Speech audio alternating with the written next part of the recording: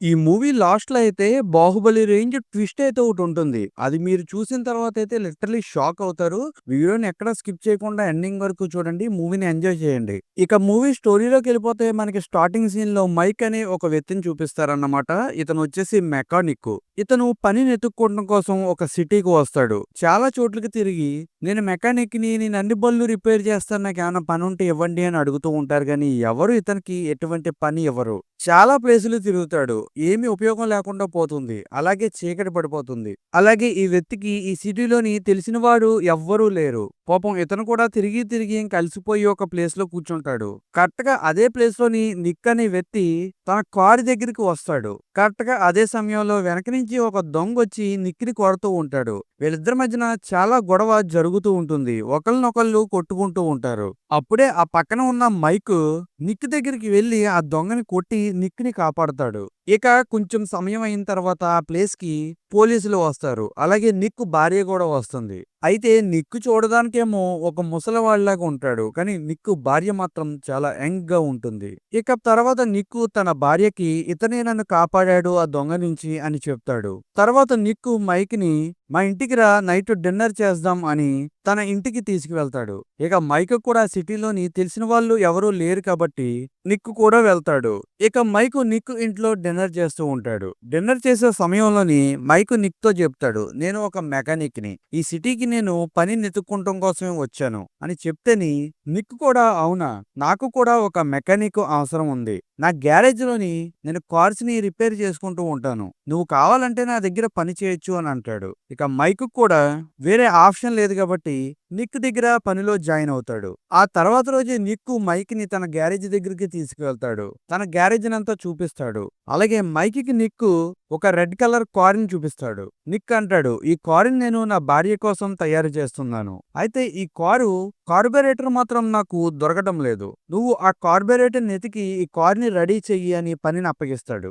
అప్పటినుంచే mic కూడా పనిని మొదలుపెడతాడు. ఒకవైపు మైకు సీరియస్‌గా తన వర్క్ చేస్తూ ఉంటేని యానా మాత్రం దొంగచాటుగా మైక్‌ని చూస్తూ ఉంటుంది. అయితే మైక్ కూడా యానా చూస్తుంది అన్న విషయం గమనిస్తాడు. ఇలాగ చాలా రోజులు ఒకళ్ళనొకళ్ళు చూసుకుంటూ ఉంటారు. మైక్ కూడా యానా మనసులో ఉన్నది అర్థమవుతుంది. యానా నాకు అట్రాక్ట్ అయింది అని మైక్ కూడా యానా వైపే ఎక్కువగా చూస్తూ ఉంటాడు. అయితే ఒకరోజు యానా మైక్ పనిచేసే గ్యారేజ్ దగ్గరికి వస్తుంది. యానా అంటుంది, "నువ్వు నన్ను అలా చూడటం కరెక్ట్ కాదు. ఇంకొకసారి నువ్వు నన్ను అలాగా చూసావు అంటే నేను నిన్ను పనిలోంచి తీసేస్తాను" అని వార్నింగ్ ఇస్తుంది. కానీ మైక్ మాత్రం యానా మాట్లాడే మాటల్ని పట్టించుకోకుండా నువ్వు ఎందుకు ఆ ముసలోడిని పెళ్లి చేసుకున్నావని పిచ్చి క్వశ్చన్లు అడుగుతూ ఉంటాడు. యానా కూడా మైక్ పైన చిరాకు పడి అక్కడి నుంచి వెళ్ళిపోతుంది. ఒకరోజు మైకు నిక్కు వీరిద్దరూ కలిసి డ్రింక్ చేస్తూ ఉంటాడు. అయితే ఆ ప్లేస్ లో నిక్కు నేను ఐస్‌ని తీసుకొస్తాను అని కిచెన్ లోకి వెళ్తాడు. కిచెన్ లో యానా ఉంటుంది. మైకు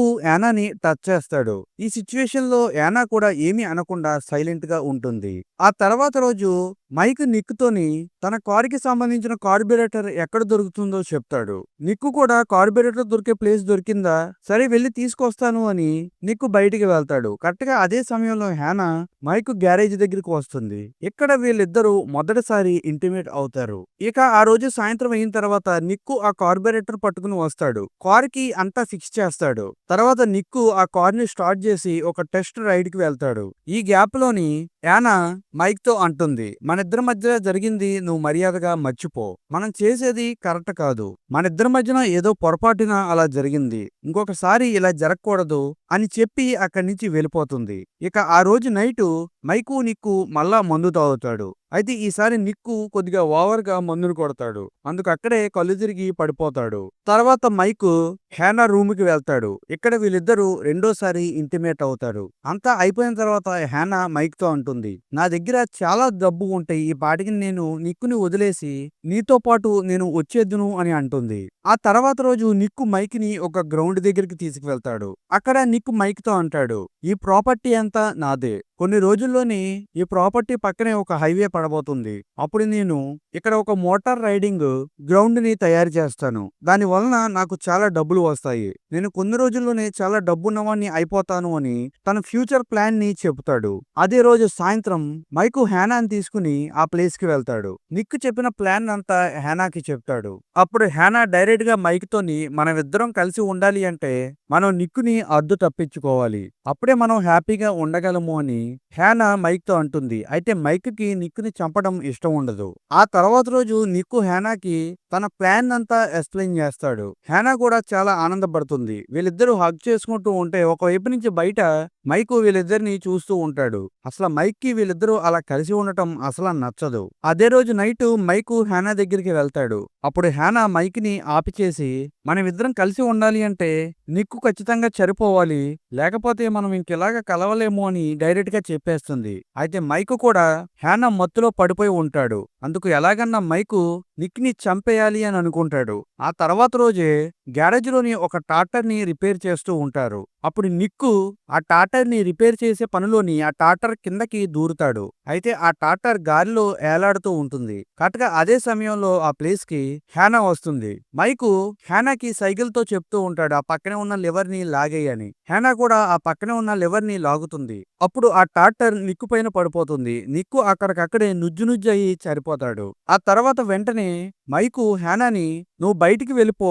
ఇక్కడ మేమిద్దరం పని చేస్తూ ఉంటే నిక్కు చనిపోయారు అన్నట్టు నేను క్రియేట్ చేస్తాను" అని అంటాడు. హ్యానా కూడా బయటికి వెళ్ళిపోతుంది. కానీ తన షూస్‌కి నిక్కు బ్లడ్ అంటుకుని ఉంటుంది. అందుకు హ్యానా తన షూస్‌ని కూడా విసిరి పాడేస్తుంది. తర్వాత హ్యానా ఒక షాపింగ్ మాల్‌కి వెళ్లి అక్కడ షాపింగ్ చేస్తూ ఉంటుంది. కరెక్ట్‌గా అదే సమయంలో హ్యానాకి పోలీసుల నుంచి కాల్ వస్తుంది. "నీ భర్త చనిపోయాడు" అని. హ్యానా తనలో ఉన్న యాక్టింగ్ అంతా బయటికి తీసి ఏడుస్తూ ఇంటికి వచ్చి తన భర్తను పట్టుకుని ఏడుస్తుంది. పోలీసులకి అనుమానం రాకుండా ఉండాలని. కానీ పోలీసులకు మాత్రం అనుమానం అయితే ఉంటుంది. హ్యానా అలాగే మైకు కలిసి నిక్‌ని చంపేశారు అని పోలీసులు అనుమానం పడుతూ ఉంటారు. కానీ పోలీసుల దగ్గర అలా ప్రూవ్ చేయాలి అంటే ఎటువంటి ఆధారం ఉండదు. ఇంకొక వైపు అదే రోజు నైటు హ్యానా మైకు ఆ షూస్ ఎక్కడైతే పడి ఉన్నాయో ఆ ప్లేస్‌కి వెళ్లి ఆ షూస్‌ని ఫైండ్ చేసి ఆ షూస్‌ని కాల్చేస్తారు. ఎందుకంటే వాటి పైన బ్లడ్ ఉంది కాబట్టి. ఆ తర్వాత రోజు నుంచి పోలీసులు ఆ ప్లేస్‌లో అంతా తిరిగి ఇంట్రాగేషన్ చేస్తూ ఉంటారు గానీ వీళ్ళకి ఎటువంటి క్లూ దొరకదు.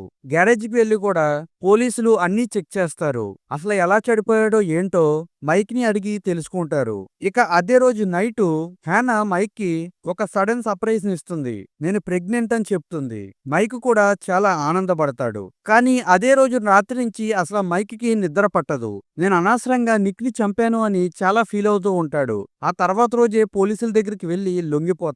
ఇంకొక వైపు హ్యానా నిద్ర లేచేసరికి హ్యానా దగ్గర ఒక లెటర్ ఉంటుంది. ఆ లెటర్‌లో మైకు ఇలా రాసి ఉంటాడు. నేను పుట్టినప్పుడే మా అమ్మా నాన్న జైల్లో ఉన్నారు. ఇప్పుడు మనిద్దరం ఆ హత్య చేసినట్టు పోలీసులు తెలిస్తే మనిద్దరిని కూడా జైల్లో వేస్తాడు. మన బిడ్డ కూడా జైల్లోనే జన్మిస్తాడు. అది నాకు ఇష్టం లేదు. అందుకే నేను లొంగిపోయాను. నువ్వు హ్యాపీగా బయట ఉండు. మన బిడ్డని బాగా పెంచు అని చెప్పి ఆ లెటర్‌లో రాసి ఉంటాడు. ఇక కొన్ని సంవత్సరాల తర్వాత నిక్కు పొలంలోని కార్ రేసింగ్ స్టేడియము రన్ చేస్తూ ఉంటుంది హ్యానా. చాలా సక్సెస్‌ఫుల్ గా ఆ స్టేడియము రన్ అవుతూ ఉంటుంది. ఈ బిజినెస్ వలన హ్యానాకి చాలా డబ్బులు వస్తూ ఉంటాయి. ఇంకొక వైపేమో మైకు జైల్లో ఉంటాడు. హ్యానా మైక్‌కి ఉత్తరాలు రాస్తూ తన కొడుకు ఫోటోలు పంపిస్తూ ఉంటుంది. జైల్లో ఉన్న మైకు కూడా ఫోటోలు చూస్తూ ఆ లెటర్‌ని చదువుతూ ఆనందపడుతూ ఉంటాడు. ఇక్కడి నుంచి మీకు ఈ మూవీలో ఉన్న మెయిన్ ట్విస్ట్ రివీల్ అవుతుంది. హ్యానా ఆఫీస్‌లో కూర్చుని వర్క్ చేసుకుంటూ ఉంటుంది. అప్పుడే తన దగ్గరికి తన అసిస్టెంట్ వచ్చి కొన్ని ఫోటోలు ఇస్తుంది. ఆ ఫోటోలు ఏమిటంటే అసలు హ్యానా